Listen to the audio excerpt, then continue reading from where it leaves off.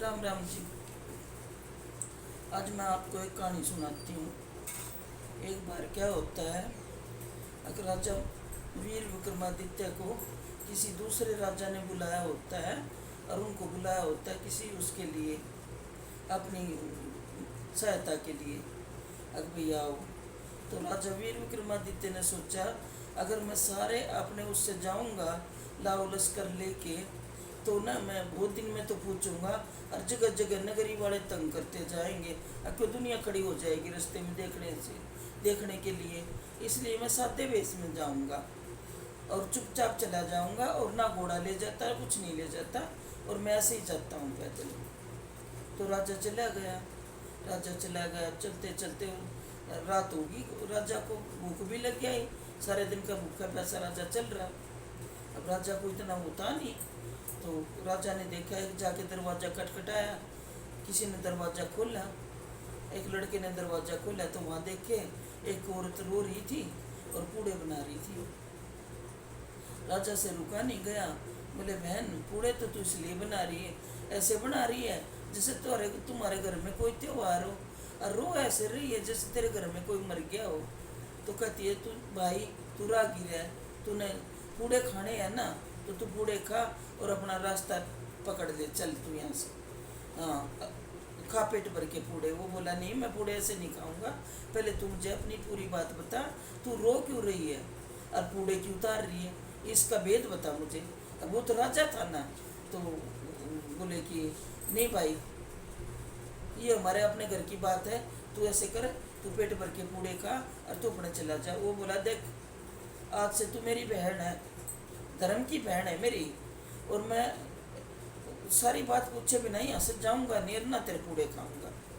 उसने सोची ये भी एक पाप लगेगा, भूखा प्यासा आदमी है, अतिथि है, और ये भूखा जाएगा मेरे घर से।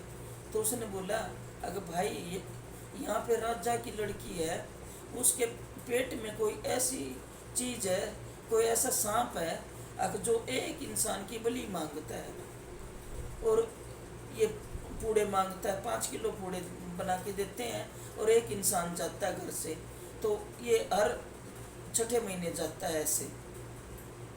तो क्या नाम है भाई, आज मेरे बेटे की बारी है, और आज से ना ठीक 5 साल पहले इसका बाप गया था, और अब मेरे एक ही बेटा है और मेरे कोई है नहीं, और ये भी चला जाएगा तो मेरे पास क्या रहा। 10 साल का उसका बेटा होता है। वो बोला, बहन तो कोई चिंता मत कर, किसी प्रकार की चिंता मत कर, मैं पूड़े भी खाऊंगा पेट भर के, और मैं कल जाऊँ भी गा, उस सांप को भी मारूंगा। और राजा ने ये शर्त रखी हुई थी, अगर मेरी बेटी को जो कोई ठीक कर देगा उसके साथ मैं अपनी बेटी की शादी कर दूंगा, मतलब उसका डोला दे दूंगा उस आदमी को। तो बोली, उस सारी बात उसने बता दी। बोले ठीक है, तू चिंता मत कर, दिन निकलने से पहले तो मैं तेरी भाभी बना दूंगा उसको, तू क्यों घबराए मेरी बहन, आराम से सो तू, और क्या नाम है, मैं जाऊंगा। अब अपने वो खा पी के सो गया, दिन का थका हुआ था। राजा को गहरी नींद आ गई। तो राजा बोला कि भाई क्या नाम है, सुबह अलकारा आ गया बुलाने के लिए, अगर बुढ़िया अपने बेटे को भेज। वो बोली, ठीक है भेज दूंगी, आ रहा है मेरा बेटा, आप खड़े रहो बाहर। तो उसने क्या किया, वो पीछे मुड़ी, और उसने सोचा अब मैं क्या करूं, इस आदमी को तो मैं कह नहीं सकती, बेगाना आदमी है, मैं कैसे कहूँ भाई तू चला जा। तो बोले कि करूँ तो करूँ क्या, मुसीबत मेरे सिर को। तो उसने क्या किया, उसने कहा, ए भाई सोने वाले, देख मेरे बेटे को तो अलकारा बुलाने आ गया है, मेरा बेटा घर से बाहर जा रहा है, और मेरे कोई आदमी है नहीं, और मैं अपना दरवाज़ा बंद करूँगी और तू अपना रास्ता नाप ले, अब तू चला जाए यहाँ से। वो बोला अलकारा आ गया क्या। बोले हाँ भाई अलकारा आ गया, पर तू क्यों दूसरे की आई में जाएगा, तू जा भाई, मैं हाथ जोड़ती हूँ, और मेरा बेटा जाएगा, आज इसी की बारी है। वो कहता है कि बहन तू चुप रह, ला वो कहाँ है पूड़े की टोकरी। वो पूड़े की टोकरी लेता है और उस अलकारे के पीछे पीछे चल जाता है, और जाके वो जो जगह होती है वहाँ वो पूड़े रख देता है, और अपने वहाँ जाके लेट जाता है। तो राजा की लड़की आती है रात को, चांदनी रात होती है, और वो आती है, तो बोले कि अब अपने देखती है एकदम से राजा विक्रम, एक तो वो राजा, दूसरा वीर विक्रमादित्य इतने खूबसूरत, अब उसको देखते ही वो पागल हो जाती है। तो वो कहती इतना सुंदर आदमी मैंने तो आज तक नहीं देखा, ये इतना सुंदर है, इतनी मोहित हो जाती है कि भाई मैं तो इससे शादी कर लूँ। और वो अपने लड़की वहाँ इतनी देर में उसका वो टाइम हो जाता है, उसके अंदर से बहुत भारी सांप निकलता है। अब उसने तो सोचा कि ये सो रहा है, लेकिन राजा तो उसी टाइम उठा और तलवार से वो सांप काट दिया, तलवार से सांप काट दिया और मार दिया वो। और वो लड़की होगी बेहोश, क्योंकि जब भी वो बाहर निकलता था, सांप था क्या था पता नहीं, भगवान जाने, तो वो क्या नाम है बेहोश हो जाती थी।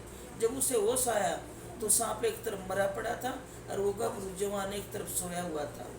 तो फिर उसने उठ के क्या किया, वो देखते ही फिर वो उसको वही हो गया।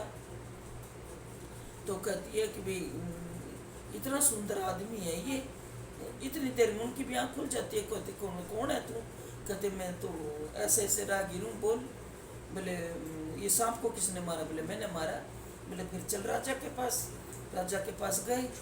राजा ने ये कह रखा था कि भाई मैं अपनी बेटी ब्याह दूंगा, ये शर्त थी राजा की। तो आके उसने बताया कैसे सांप मरा पड़ा है और ऐसे वो क्या नाम है ये बेटी के अंदर से जो था वो ख़त्म हो गया है।